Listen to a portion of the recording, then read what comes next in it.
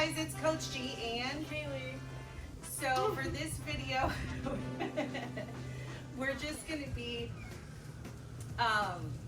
going over some specifics on how to finish the armbar, how to control, how to finish the armbar, some common mistakes that people make when starting out.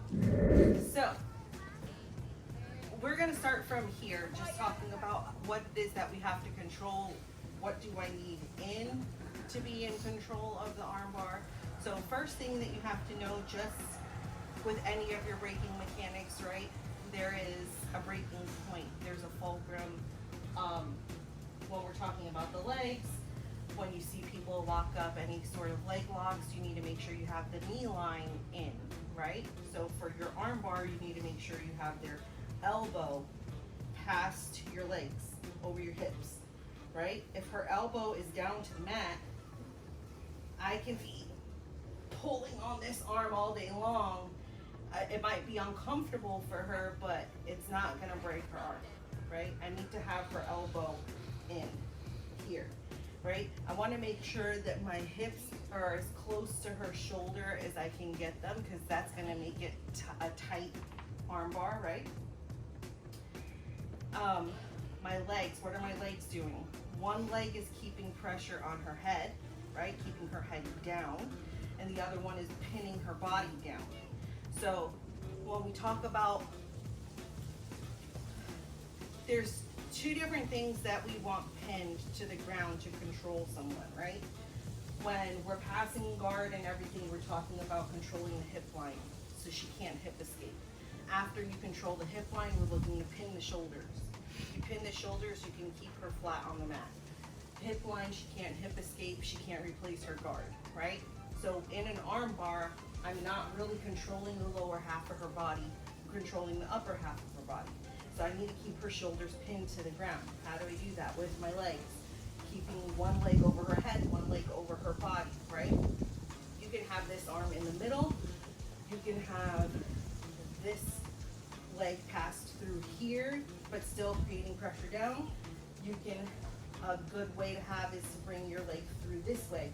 When you bring your leg through this way on the arm, you want to make sure the one that's over her head is on the bottom, this one's on top, and pinching here, right? So now you're probably saying, well, Coach G, look, you have all this gap for her to come up, right?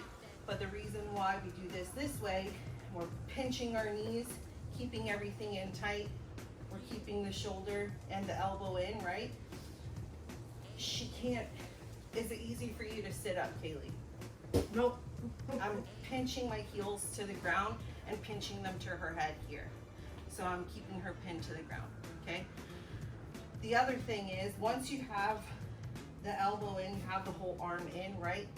Now we can start to lay back to finish the arm bar. A lot of times people go through the whole S-mount setup, hold the arm, and then when they go to fall back, they fall back like this. Now, person on bottom already knows what you're setting up. Most of the time as you fall back, they slip that elbow out. And you've gone through all that work and it's gone. So, back. So,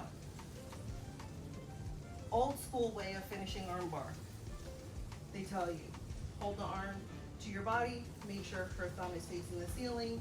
We're gluing the arm to our body, and then we're lifting our hips, right?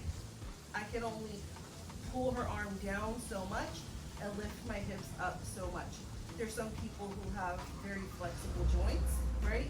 Furthermore, a twist of her wrist, and this is not working. Now she just changed the whole breaking point, right? So what you want to do instead is control the wrist. You can control the wrist by holding two hands on the wrist, or if they have their hand open, you can relax. You can do the homing grip. So I'm just going palm to palm, holding here. Now look, her thumb is facing this way towards you, her pinky's facing the toes. So the breaking point is always going to go across the pinky. So I'm going to be pulling her pinky to her toes.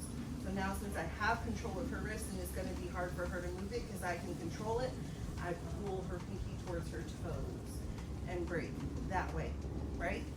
You want to make sure that you keep your knees pinched, because this is what is the brace, holding for our breaking point, right? So if I pinch this, my knee facing in this direction, and I'm pulling her arm in that direction, that's where my break is gonna go. Also, the difference between the traditional armbar up and down versus a cross up and down, like I said, we lose range of motion at a certain point, right? Going this way, I have all this breaking power over here. Thanks for watching, guys. I hope you enjoyed the video. I just wanted to do a quick video just talking a little bit more in depth about different mechanics of the armbar. If you have any questions or comments, let us know down below. As always, make sure to like and subscribe, and we'll see you next time on the mats. Redo. I was gonna say, you want me to redo it?